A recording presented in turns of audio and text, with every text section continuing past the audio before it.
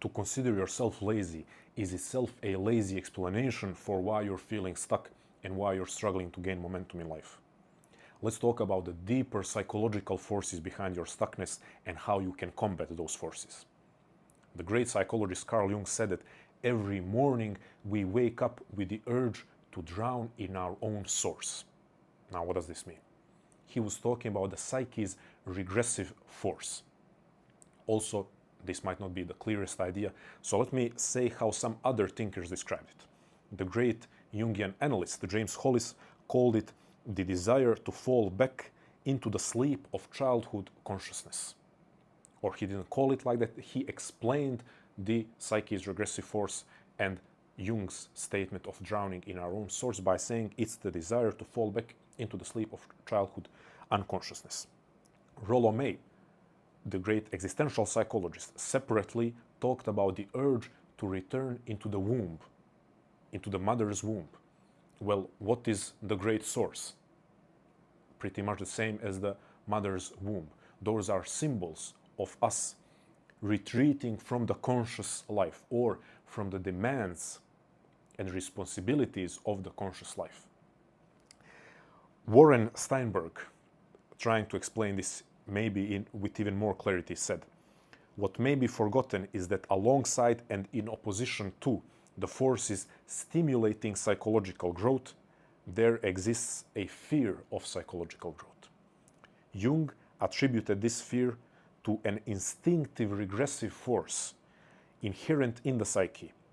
So, instinctive regressive force inherent in the psyche, a force whose mythological image is the devouring aspect of the Great Mother. Now, a lot of archetypal talk here, so for those of you who are not fully familiar with Jung's psychology, this also may be overwhelming, so let's focus on what's easy to understand. Instinctive regressive force inherent in the psyche. So in every human psyche, there is a force that is pulling you away from growth, that is pulling you away from individuality, that is pulling you away from authenticity, that is pulling you away from actualizing your potential. Why? Because that means confronting challenge and entering the unknown. The regressive force is the force of wanting to go into the sleep of childhood unconsciousness. What does that mean? Blissful absence of worry and challenge. Returning to the womb, to the source, can also be related, or the idea of returning to the womb or merging with the source can be used as a great metaphor for what a lot of people are trying to do with drugs. When they're using drugs and different substances for sedation, what they're trying to do, they're trying to shut off the part of themselves that is confronting the reality, the uncomfortable and demanding and challenging reality of life. They're trying to shut it down, at least for a moment, and sometimes they're trying to shut it down a bit too often and for too long, and be in that blissful state of disconnect from the challenges of real life. So hopefully this explains the idea of the regressive force. Now we can say, excuse me, that just saying we are lazy, we are weak, we are not a disciplined person, again, that's a lazy explanation, a hyper-rational explanation for our stuckness. Why I say hyper-rational? Well, we do live in this culture where behavioral psychology is the dominant school of psychology. So we refer to way simpler and way more rational explanations for our behavior. Now, I'm not saying that CBT or other schools of behavioral psychology are worthless or useless, far from it, but they are lacking this spiritual, mythological, deeper element to dealing with our own psyche. And that school of psychology, again, not trying to bash on it, but it is part of a greater cultural shift that has been happening for decades, if not even centuries. And that's a cultural shift towards hyper-rationalism. That is trying to explain everything that happens to you as a human being in mechanistic terms. Simple, straightforward, practical, observable, measurable. There is no place for the depth. That's why Jungian psychology belongs to a greater category of psychology that we would call depth psychology, because it does go deeper. We could add that Rollo-May, as an existential psychologist, is part of that category or of that tradition, and that's why Rollo-May talks about returning to the womb. That's something that you would not hear from the vast majority of psychologists today. Well, we have identified there is this regressive force. Let's go a bit deeper, pun intended, and question why we said fear of challenges, of entering the unknown. What is it? It's the responsibility of becoming an authentic individual. In one of my previous videos, I referenced Otto Rank, another psychologist who does fall into the tradition of depth psychology. We talked about his idea of death fear versus life fear. Life fear being the fear of individuation, self-actualization, growth. Force of merging with the group to escape individuality. So why are we emphasizing and re-emphasizing this point?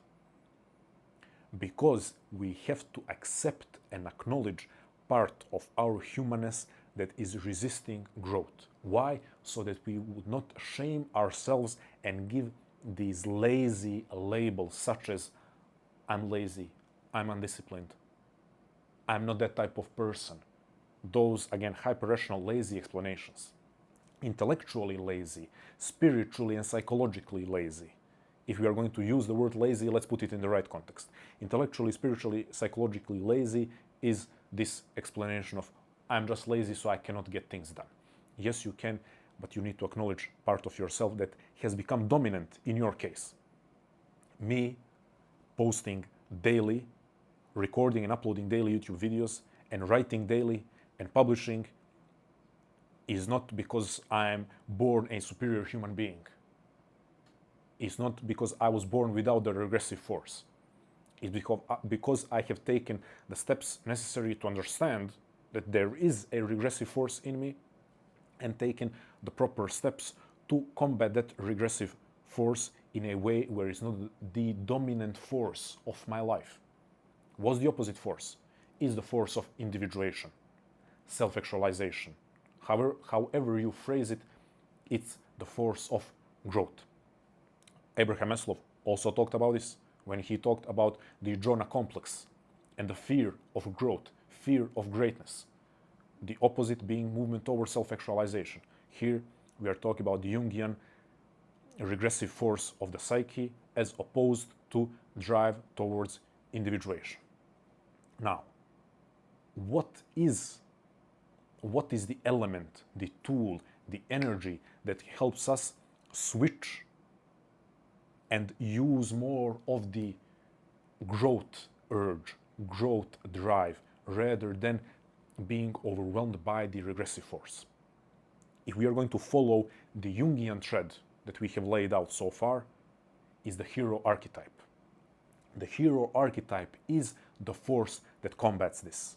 So let me read you what James Hollis, the greatest Jungian analyst alive, and I would say one of the most important voices in psychology today, what he says about the hero archetype. He says that the hero manifests itself when one summons the energy to confront fear, pain, and the regressive attraction of the womb.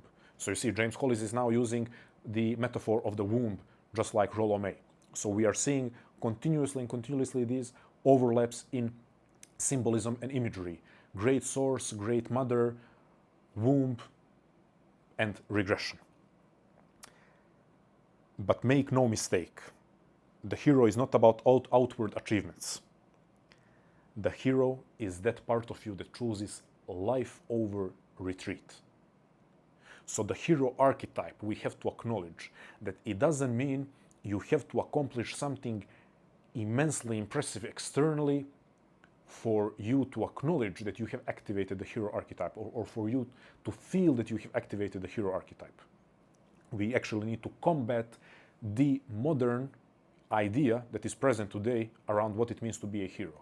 Because today, to be a hero is to have 1 million followers, or to have 5 Lamborghinis, or to have, if you're a man, 150 bodies. I cannot even believe that I'm saying that out loud, but that's what it is.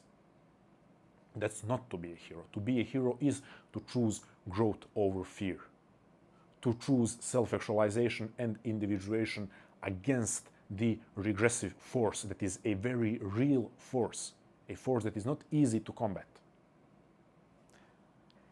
The hero archetype is the inherent capacity, again, inherent capacity. We had the regressive force as inherent instinctual force. Well, the hero archetype is the inherent capacity to mobilize the energies, to awaken and mobilize the energies which serve life, to overthrow the demons of despair and depression.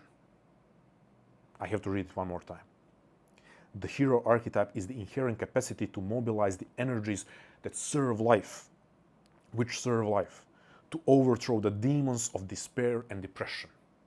That's the hero archetype. And it's inherent. It's within you. Because that's what archetypes are. Archetypes are energies, psychic energies that are present in all of us. So it's about awakening it or reawakening it. This word is proving itself to be difficult to pronounce, so apologies.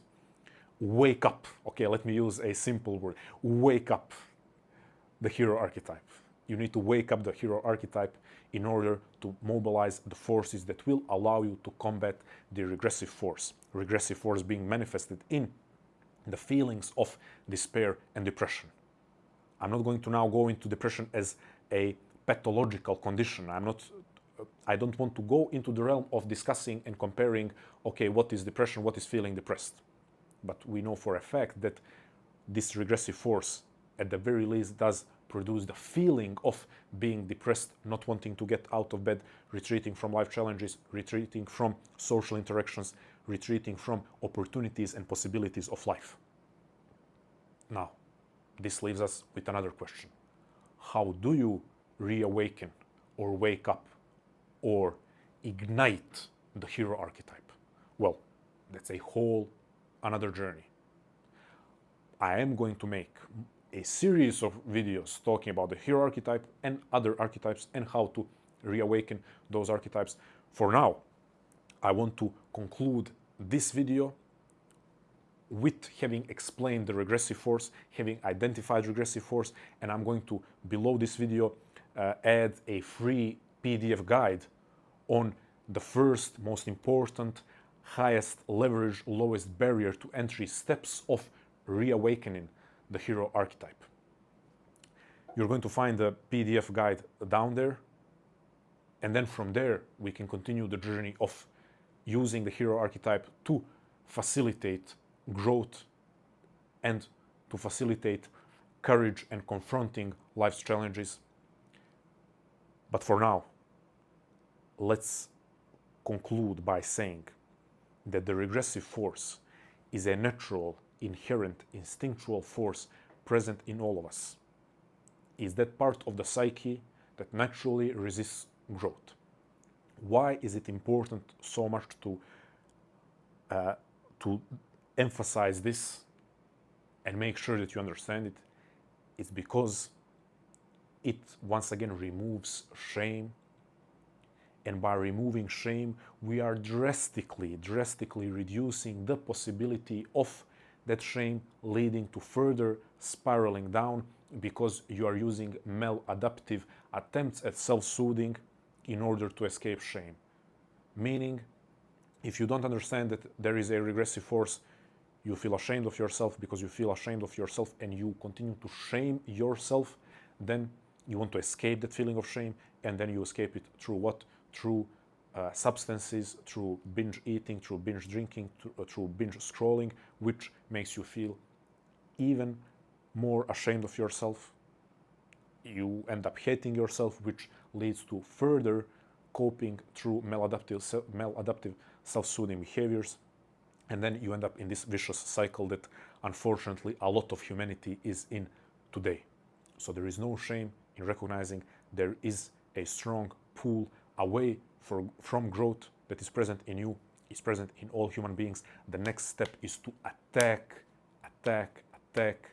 this regressive force by activating the hero archetype. We'll talk about the hero archetype in future videos, but for now, download the free guide and take those first steps toward becoming the hero of your own story. Thank you.